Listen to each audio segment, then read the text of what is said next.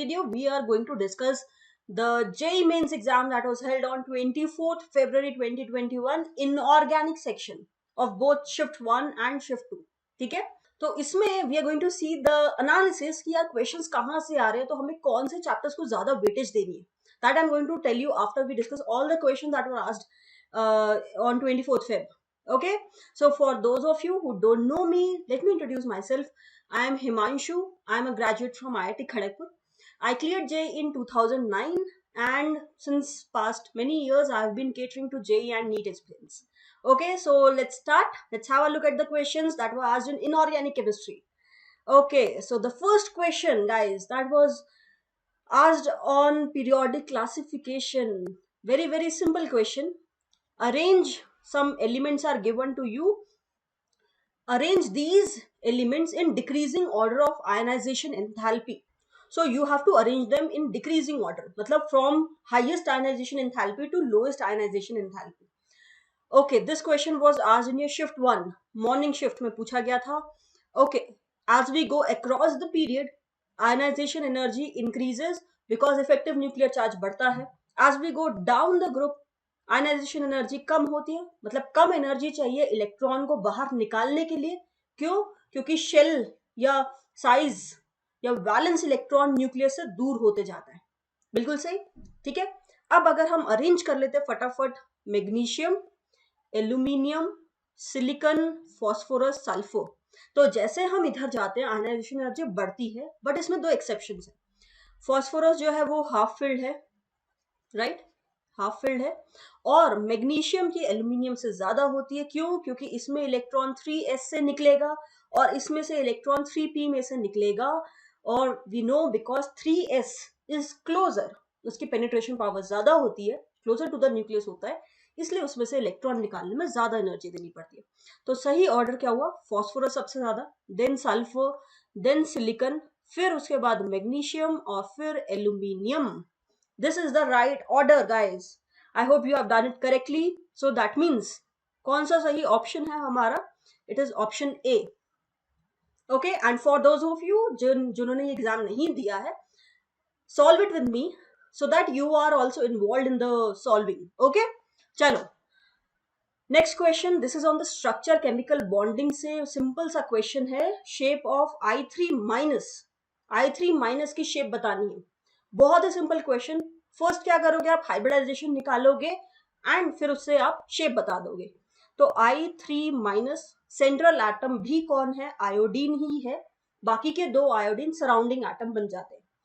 Hybridisation के लिए let's see the valence electron. 7 valence electrons होते हैं आयोडीन में, क्योंकि ये हेलोजेंस की फैमिली में आता है, और एक इलेक्ट्रॉन क्योंकि नेगेटिव चार्ज है, तो 8 वैलेंस इलेक्ट्रॉन्स हो गए. इसमें से 2 इलेक्ट्रॉन इसने दे दिए to form 2 sigma bond with iodine, तो 2 इलेक्ट्रॉन्स यहां से चले गए. बचे कितने? 6 electrons means there are 3 lone pairs on this central atom. तो टोटल इलेक्ट्रॉन पेयर अगर आप देखोगे इट इज 5. तो हाइब्रिडाइजेशन इज sp3d. sp3d मतलब इरेगुलर ज्योमेट्री होती है वो, it is tbp, trigonal bipyramidal. तो we have this 3 lone pairs, तो we are going to keep it at equatorial position, और बाकी के positions will be occupied by iodine, और इस पे एक नेगेटिव चार्ज है. So this is the structure. If you see the shape, it is linear, क्योंकि शेप में आपको लोन पेयर्स नहीं दिखते, you just have to see क्या अरेंजमेंट है एटम्स का. तो it is linear. And if we see the angle, तो जो एंगल है इन दोनों बॉन्ड में वो क्या है? 180 डिग्री. ठीक है, तो angle 180 degree, linear, it means option A हमारा सही ऑप्शन है. तो बहुत ही सिंपल सा question on your hybridisation. Okay, next question. Which of the following pairs are isostructural? This is आज इन शिफ्ट 1. अगेन आपका स्ट्रक्चर पे क्वेश्चन है. ओके, तो इसमें दो चीजों से कर सकते हो. एक तो आप हाइब्रिडाइजेशन निकालो, स्ट्रक्चर निकालो. दूसरा मेथड इज आप इलेक्ट्रॉन्स काउंट कर लो. आइसो इलेक्ट्रॉनिक है तो ऑल्सो स्ट्रक्चरल भी होगा. ठीक है, कैसे भी कर सकते हो. हम इससे देख लेते हैं कि ये भी क्या है. There are 4 chlorine atoms surrounding silicon, तो sp3 हाइब्रिडाइजेशन है. मैं डायरेक्टली हाइब्रिडाइजेशन लिख रही हूँ. आई होप कि आपको हाइब्रिडाइजेशन निकालना आता है. ठीक है, सो TiCl4, स्कैंडियम, टाइटेनियम, वेनेडियम, शक्ति वक्रमन, राइट, स्कैंडियम, टाइटेनियम, इसके पास भी क्या है, टाइटेनियम के पास 3d24s2, तो 4 इलेक्ट्रॉन है, तो this is also going to form sp3। तो ये दोनों आइसोस्ट्रक्चरल हो गए। अमोनिया NH3 सबको पता होगा, ये पिरामिडल है, सबसे कॉमन एग्जाम्पल है, नहीं तो आप निकाल लो। sp3 हाइब्रिडाइजेशन आती है, एक लोन पेयर है इसके पास, तो it is like this, H H H और ऊपर लोन पेयर है, तो it has pyramidal shape, right. और NO3 minus, very simple, it is sp2 hybridise, trigonal planar होता है ये, NO2 minus, it is trigonal planar sp2 hybridised, ठीक है, ट्राइगोनल प्लेनर। तो this is not at all the right option, isostructural नहीं है। पहले तो मैं, अगर आपने यहां तक निकाल लिया तब भी आप इसको सॉल्व कर सकते हो। बी नहीं होना चाहिए, तो ए नहीं हो सकता, बी नहीं हो सकता, सी नहीं हो सकता, ऑप्शन डी ही सही है, ठीक है। अदरवाइज आप चेक कर लो, अमोनिया हम ऑलरेडी देख सकते हैं, ClO3 में भी ClOO एंड एक लोन पेयर है, तो ये इसका करेक्ट स्ट्रक्चर है, ठीक है। तो both are pyramidal, so this is the right option, A and C are isostructural, ठीक है। नेक्स्ट क्वेश्चन, नेक्स्ट क्वेश्चन भी केमिकल बॉन्डिंग से है, if you can make it out, ये है फ्रॉम फजान्स रूल, ठीक है। आपको कुछ आयनिक कंपाउंड्स दिए हैं, आपको बताना है इनमें से मेल्टिंग पॉइंट के रिस्पेक्ट में कौन सा ऑर्डर सही है, मेल्टिंग पॉइंट। तो आपको एक चीज पता होनी चाहिए दैट अगर आयोनिक कंपाउंड है या ऐसा कंपाउंड जिसमें आयोनिक कैरेक्टर ज्यादा है, क्योंकि आयोनिक कंपाउंड्स में भी तो कोवलेंट कैरेक्टर आता है ना, तो ऐसे कंपाउंड्स जिनमें आयोनिक कैरेक्टर ज्यादा है उनका मेल्टिंग पॉइंट ज्यादा होगा। Ionic character more, they will have more melting point, melting point ज्यादा होगा। आयोनिक कैरेक्टर देखने के लिए हम क्या करते हैं, फजान्स रूल लगाते हैं, फजान्स रूल फॉर आयोनिक कैरेक्टर। ये दो उस पर कमेंट करता है, आपको केटायन भी देखना हो सकता है या आप अनायन देख सकते हो, डिपेंडिंग कि क्या डिफरेंस है दो मॉलिक्यूल्स में। This is a comparative study, ठीक है। आप एक ही कंपाउंड पे कमेंट नहीं कर सकते, आप दो पे कंपेयर कर सकते हो कि किसमें ज्यादा होगा किसमें कम होगा। केटायन के लिए आप क्या देखते हो, it should have more charge, charge ज्यादा होना चाहिए, लेकिन साइज स्मॉल होना चाहिए, स्मॉल साइज, राइट, छोटा केटायन होना चाहिए, लेकिन उस पर चार्ज ज्यादा है तो उसकी पोलराइजिंग पावर, पोलराइजिंग पावर ज्यादा होगी, ओके। पोलराइजिंग पावर ज्यादा होगी, इसका मतलब वो इलेक्ट्रॉन क्लाउड आयन का बहुत स्ट्रांगली खींच लेगा, और वहां पे कोवलेंट कैरेक्टर मतलब ओवरलैपिंग ज्यादा हो जाएगी, तो कोवलेंट कैरेक्टर बढ़ जाएगा। अनायंस के केस में कब बढ़ता है, अगर चार्ज ज्यादा है, दैट मीन्स मोर चार्ज, या फिर लार्ज साइज है। अगर लार्ज साइज है यार अनायन का, तो इजी होगा उसे पुल करना, पुल करना इजी होगा तो ओवरलैपिंग इजीली हो जाएगी, कोवलेंट कैरेक्टर आ जाएगा, इसको बोलते हैं पोलराइजेबिलिटी ऑफ अन आयन। तो इन दोनों चीजों से आप कोवलेंट कैरेक्टर डिसाइड कर सकते हो, और अगर कोवलेंट कैरेक्टर ज्यादा है तो आयनिक कैरेक्टर कम है, ठीक है, मेल्टिंग पॉइंट कम है। तो अपने को कंपेयर करना between lithium fluoride and LiCl, right. इसमें आप देखो लिथियम, लिथियम तो कॉमन है, तो फ्लोराइड और क्लोराइड से कमेंट करेंगे। अनायन को देखना, चार्ज दोनों पे सेम है, साइज किसका ज्यादा है, क्लोराइड का साइज ज्यादा है, chloride is larger in size, chloride ज्यादा लार्ज है साइज में, तो covalent character, covalent character chloride का ज्यादा है, इसका मतलब आयोनिक कैरेक्टर लिथियम फ्लोराइड में ज्यादा है than lithium chloride. Ionic character LiF में आयोनिक कैरेक्टर ज्यादा है, ठीक है, और अगर आयनिक कैरेक्टर ज्यादा है तो मेल्टिंग पॉइंट लिथियम फ्लोराइड का ज्यादा होगा। ऑप्शन चेक कर लेते हैं पहले, ए हो सकता है या फिर सी हो सकता है, ठीक है। अब आते हैं मैग्नीशियम ऑक्साइड एंड NaCl, इसमें ना तो कैटायन कॉमन है ना अनायन कॉमन है, बट फिर भी आप इसको आराम से कर सकते हैं क्योंकि इस पे चार्ज है +2 -2 +1 -1, तो क्लियरली इसमें चार्ज ज्यादा है, चार्ज ज्यादा है तो इसमें कोवलेंट कैरेक्टर ज्यादा होगा, इसमें कोवलेंट कैरेक्टर ज्यादा तो इसमें आयनिक ज्यादा होगा, आयनिक इसमें ज्यादा तो इसका मेल्टिंग पॉइंट ज्यादा होगा, तो मेल्टिंग पॉइंट NaCl का ज्यादा है देन MgO, इट मींस ये सही ऑप्शन है। ठीक है. सो एप्लीकेशन ऑफ फजान रूल है यहाँ पे. Anyways chemical bonding is a very important chapter. आप देखो 3 क्वेश्चन 24 तारीख को 3 क्वेश्चन आ गए हैं फ्रॉम दिस चैप्टर, तो इट इज इंपॉर्टेंट. तो आपको इसको अच्छे से करके जाना है in inorganic chemistry. Fine. Then this question is from your hydrogen chapter. Hydrogen chapter में 2-3 टॉपिक्स ही हैं, like hardness of water, then H2O2, ठीक है, और हाइड्रोजन. इनको आप देख लो. ये इंपॉर्टेंट टॉपिक्स है जहां से क्वेश्चन पूछ लेता है जी. ठीक है. तो आपको 2 केसेस दिए हुए हैं, 2 रिएक्शंस दी हुई हैं basically. You have to tell कि किसमें H2O2 is acting as oxidising agent, किसमें it is acting as reducing agent. पहली बात तो एक छोटा सा फंडा लेट मी गिव यू कि H2O2 दोनों की तरह बिहेव कर सकता है. बोथ एज ऑक्सीडाइजिंग एजेंट भी काम करता है, रिड्यूसिंग एजेंट भी काम करता है. पहली चीज. दूसरी चीज, चाहे मीडियम एसिडिक हो चाहे बेसिक हो, दोनों मीडियम्स में ये दोनों की तरह बिहेव कर सकता है. मतलब एसिडिक मीडियम में भी ये ऑक्सीडाइजिंग एजेंट की तरह काम कर सकता है, बेसिक में भी ये ऑक्सीडाइजिंग एजेंट की तरह काम कर सकता है. ठीक है. तो ये एक छोटा सा टिप है जो आप याद रख सकते हो. अब आपको चेक करना है ऑक्सीडाइजिंग एजेंट किसमें है, रिड्यूसिंग एजेंट किसमें है. तो जो दूसरा कंपाउंड है उसकी ऑक्सीडेशन स्टेट से चेक कर लो. सिंपल. यहाँ आयोडीन है, इस पे ऑक्सीडेशन स्टेट क्या है, 0. प्रोडक्ट में इस पे ऑक्सीडेशन स्टेट क्या है, -1. Now as you can see कि ऑक्सीडेशन स्टेट जो है इसमें डिक्रीज कर रही है. Oxidation state is going from 0 to -1. तो अगर इसकी ऑक्सीडेशन स्टेट डिक्रीज कर रही है मतलब ये रिड्यूस हो रहा है, राइट. और रिड्यूस कर कौन रहा है, H2O2, तो वो एक रिड्यूसिंग एजेंट है. फाइन. सिमिलरली हम इसको देख लेते हैं OCl-. This is हाइपोक्लोरेट. हाइपोक्लोरेट. तो इसमें अगर आप देखो एक Cl पे +1 ऑक्सीडेशन स्टेट होती है. ये गलती नहीं करना कि इस पर -1 ले लो. तो it is +1 on Cl.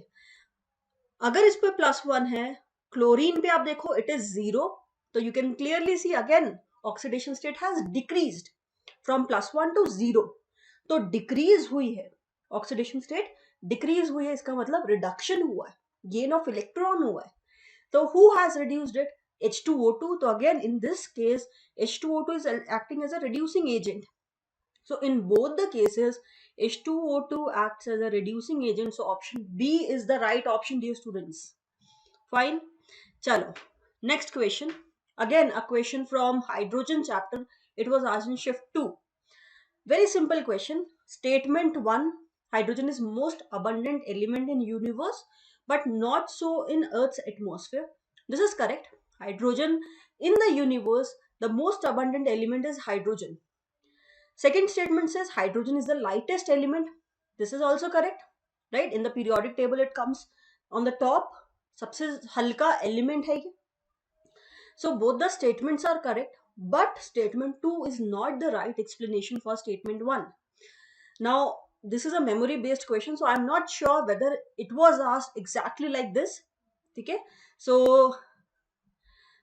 if this was the question that is asked, then the correct option should be statement 1 is correct, statement 2 is correct, but statement 2 is not the right explanation for statement 1. So option D should be correct. Okay. Okay. Find the total number of amphoteric compounds from the following. तो आपको 4 oxides दिए हुए हैं, hydroxides दिए हुए हैं. You have to tell इनमें से एम्फोटेरिक कौन है. एम्फोटेरिक का मतलब है कि it can act both as acid as well as base. दोनों की तरह एक्ट कर सकता है. मतलब जब कोई बेस आया तो उसके साथ एसिड की तरह रिएक्ट कर जाएगा, कोई एसिड आया तो उसके साथ बेस की तरह एक्ट कर जाएगा. ऐसे कंपाउंड्स को बोलते हैं एम्फोटेरिक. अब नॉर्मली आपसे बोला जाता है कि इनऑर्गेनिक के लिए एनसीईआरटी पढ़ो, एनसीईआरटी पढ़ो, because all the questions NCERT से आते हैं. आई शो यू कि एनसीईआरटी से कितने क्वेश्चंस आए हैं directly. In this question let's discuss the answer first. Beryllium oxide या beryllium hydroxide. Beryllium is an alkaline earth metal. Generally, the oxides of metals, they are basic in nature, है ना? But there are some exceptions like beryllium, aluminium. Beryllium और aluminium में diagonal relationship है. तो beryllium, aluminium, zinc, tin, lead, इनके जो oxides हैं they are amphoteric in nature, मतलब वो एसिड और बेस दोनों के साथ रिएक्ट करते हैं.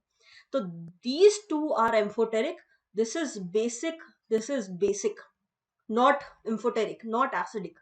So on the correct option should be 2. और ये लाइन सीधी के सीधी कहाँ से है? From your NCERT S block. S block में जहां एनोमलस प्रॉपर्टीज ऑफ बेरिलियम है वहां पे देखना, the oxides and hydroxides of beryllium unlike the hydroxides of other element in the group, मतलब इन एल्कलाइन अर्थ मेटल्स बाकी सभी के ऑक्साइड्स या हाइड्रोक्साइड्स ऐसे नहीं बिहेव करते जैसे बेरिलियम के करते हैं. It is amphoteric in nature. ठीक है, so it is from NCERT. Read your NCERT carefully क्योंकि क्वेश्चंस इनऑर्गेनिक में वहीं से आते हैं. चलो नेक्स्ट क्वेश्चन देखते हैं. Compare the wavelength in flame test for LiCl, NaCl, KCl, RbCl, CSCl. Now everybody of you might have studied flame test जो कि एल्कली मेटल्स और एल्कलाइन अर्थ मेटल्स देते हैं एक्सेप्ट बेरिलियम एंड मैग्नीशियम. ये उनकी characteristic है, उनको उनके कंपाउंड्स को हम एक तरह से डिटेक्ट कर सकते हैं with the help of flame test. Lithium का अगर कंपाउंड होगा और उसको आप फ्लेम में रखोगे तो वो कैसा कलर देता है? It gives crimson red colour, right? Crimson red colour same as that of calcium. NaCl yellow colour देता है. RbCl और KCl जो है that gives violet colour, right? और वायलेट और लिलैक कलर. CSCl जो है दैट गिव्स वायलेट और ब्लू कलर बोल सकते हैं. ये कलर्स देते हैं. क्यों देते हैं? क्योंकि जब हम उसको फ्लेम में रखते हैं तो जो वैलेंस इलेक्ट्रॉन है वो हायर शेल्स पे चला जाता है और जब वो वापस आता है तो जो एनर्जी गैप है that lies in the visible spectrum. ठीक है, इसीलिए आपको विजिबल रीजन में आपको लाइट्स दिखती हैं and they are used widely in fireworks. पटाखों में ये कंपाउंड्स यूज किए जाते हैं अलग अलग कलर्स दिखाने के लिए. ठीक है, अब आपको वेवलेंथ पूछिए. ये क्वेश्चन भी फ्रॉम एनसीईआरटी है. ये देखो, I have taken this picture from NCERT. Lithium की वेवलेंथ दी हुई है 670.8, तो this is lithium A. Sodium के कंपाउंड की होगी 589.2, so this is B. Okay, potassium के कंपाउंड की होगी 766.5. रुबिडियम की होगी 780, so this is C. and cesium की होगी 455.5, so this is D. So A is 1, B is 2, C is 4 and D is 5. That means option A is the right option. Again from NCERT, you have to read NCERT very carefully. अब वैसे traditional questions नहीं आ रहे हैं, you have to see the tables, you have to analyse everything. ठीक है, चलो next question देखते हैं. This question is from metallurgy.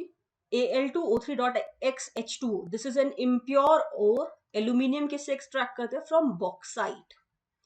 Directly from NCERT ये क्वेश्चन है. बॉक्साइट के कॉन्सेंट्रेशन के लिए हम कौन सा प्रोसेस यूज करते हैं? लीचिंग. बॉक्साइट का कॉन्सेंट्रेशन किया जाता है यूजिंग लीचिंग. लीचिंग मीन्स उसको ऐसे केमिकल सॉल्वेंट में हम डिसॉल्व कर देते हैं जिसमें कि वो सॉल्यूबल है लेकिन इम्प्यूरिटीज इनसॉल्यूबल है, फिर उनको सेपरेट करते हैं. ठीक है, तो एल्यूमिनियम के ओर में सिलिकॉन की इंप्यूरिटी होती है, आयरन की इंप्यूरिटी होती है, इसलिए पहले उसको NaOH के साथ रिएक्ट करवाया. जब वो NaOH के साथ रिएक्ट करता है तो वो एक कॉम्प्लेक्स बना लेता है NaAlOH4. ये कॉम्प्लेक्स बन गया सोडियम एल्यूमिनेट.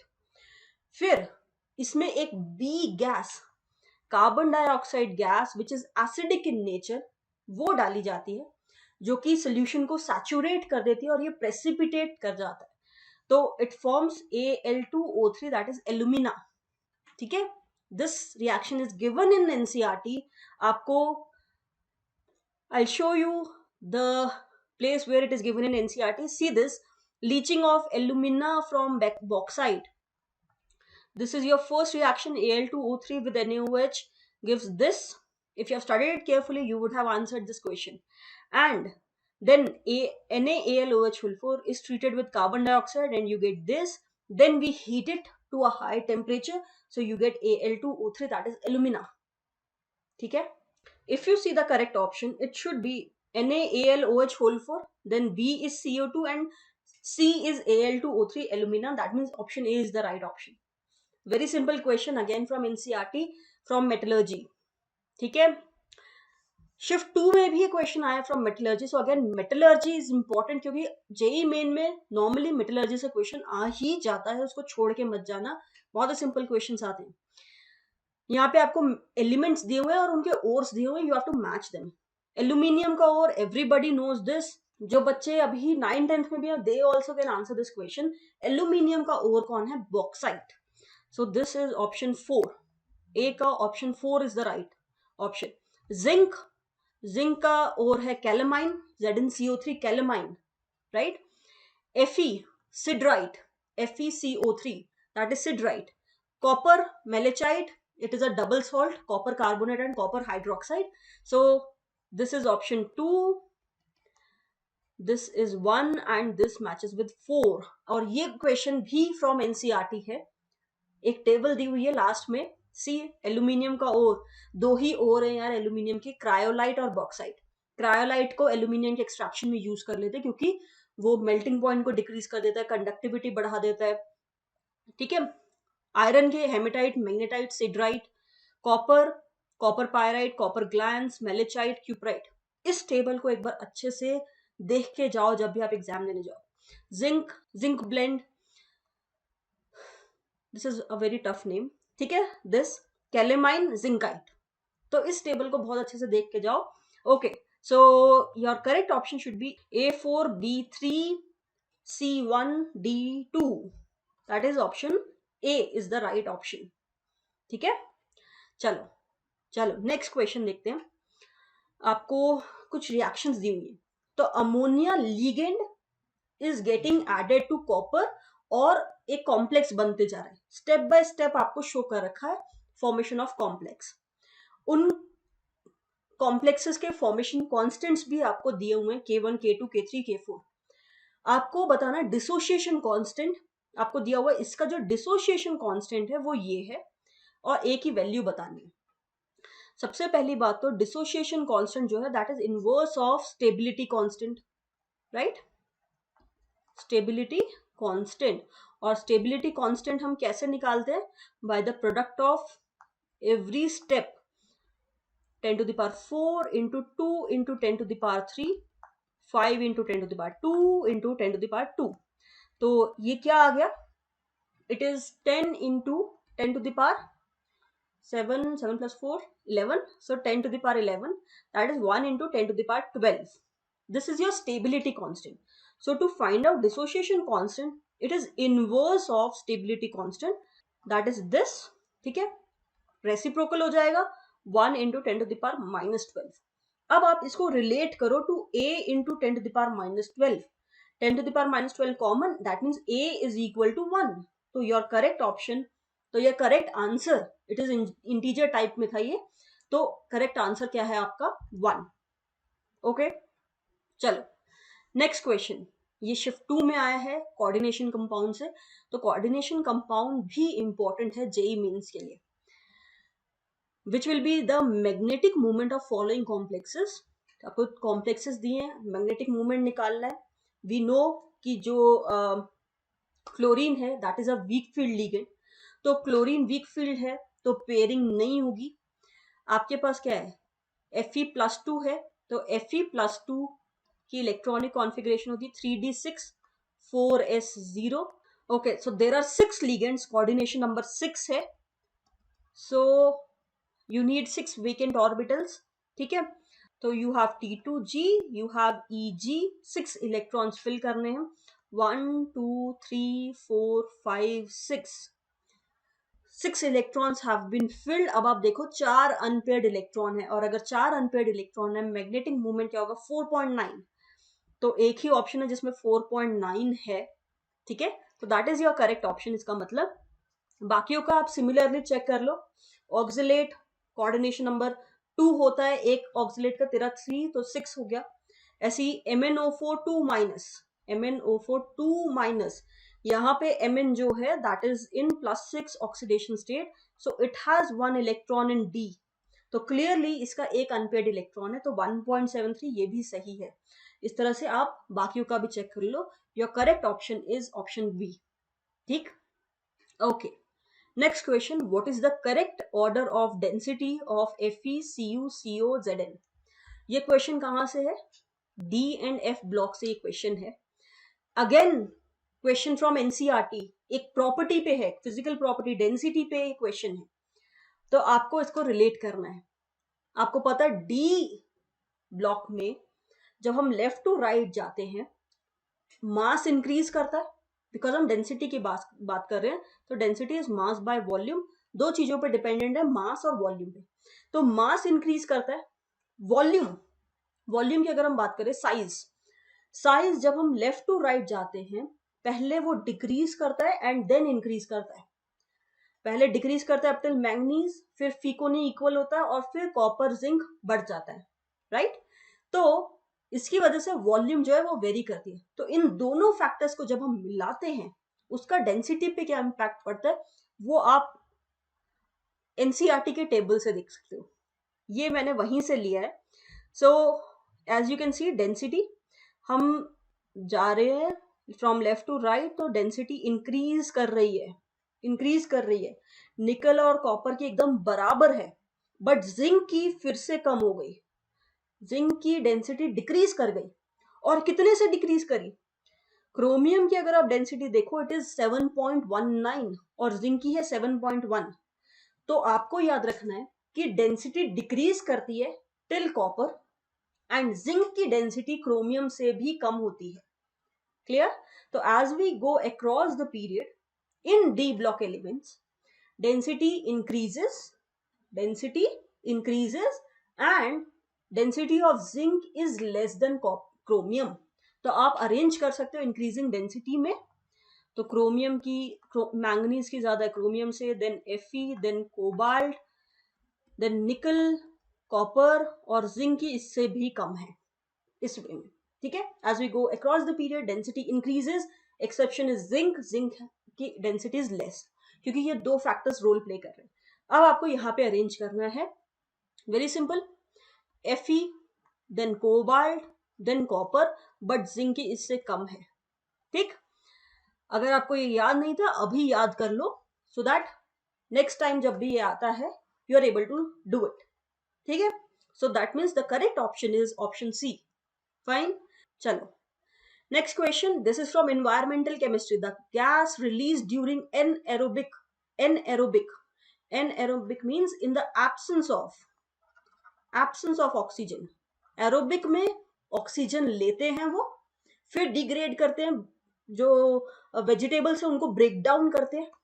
ठीक है. लेकिन एनएरोबिक बैक्टीरिया क्या है, वो बिना ऑक्सीजन के काम करते हैं. ठीक है. Anaerobic vegetative degradation causes. इससे क्या होता है यार, जब एनएरोबिक मीडियम में बैक्टीरिया डिग्रेड कर रहे हैं they produce methane and methane is a greenhouse gas.